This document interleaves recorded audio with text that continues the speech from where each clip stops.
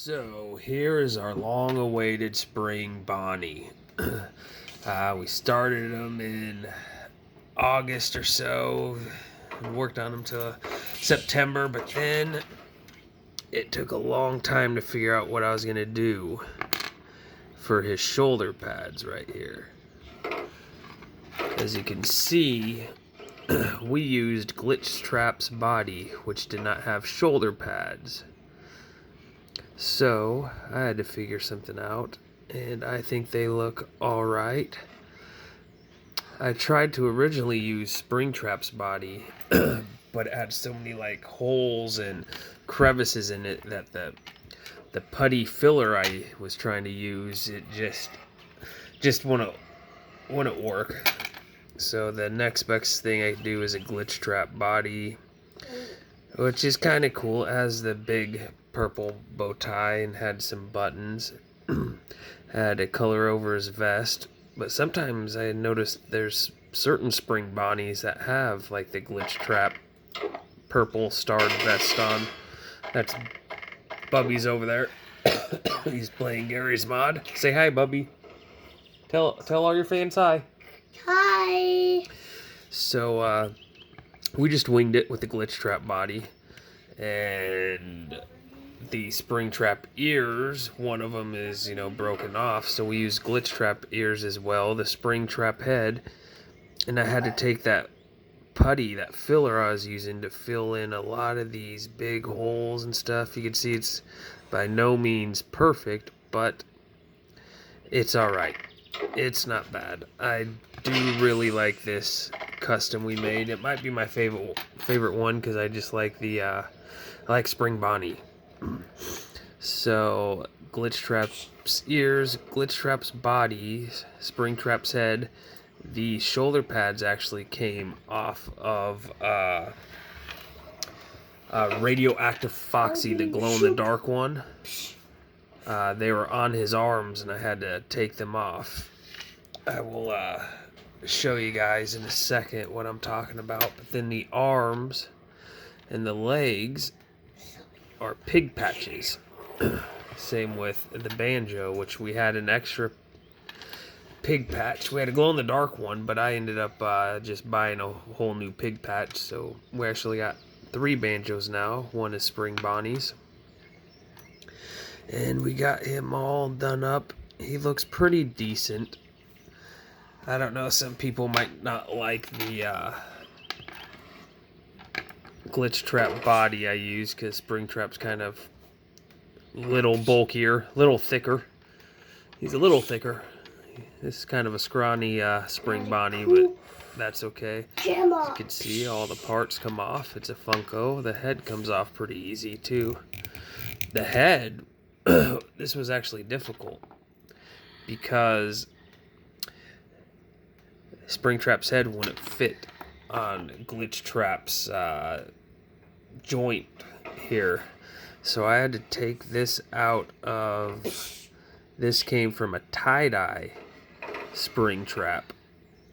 And I had to take the old one out and put that one in and glue it in there.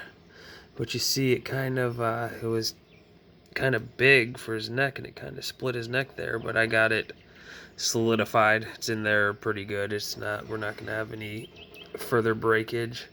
You can see the sides too, kind of bolstered it out there. You see some of the glue. I didn't really attempt too much to clean up the glue around there because you can't really see it because his head's on there. His head turned out good. He's got the flesh tone eyelids and around his eyes. That's what I always thought made Springtrap Pop look good, was his different colored eyes there. Had to color his nose too, because this is a tie-dye Springtrap head, so his nose was a different color. I like the ears. I like those ears on him. I don't know why. Glitchtrap's always been one of my favorites. Just the way he looks, and I like how they look like they're sewed on right there. Let me go get that Toxic Foxy, and I'll show you guys what I'm talking about. The shoulder pads there. what I did to get those. Let me get him back together. This is quality commentary here. This is a quality program.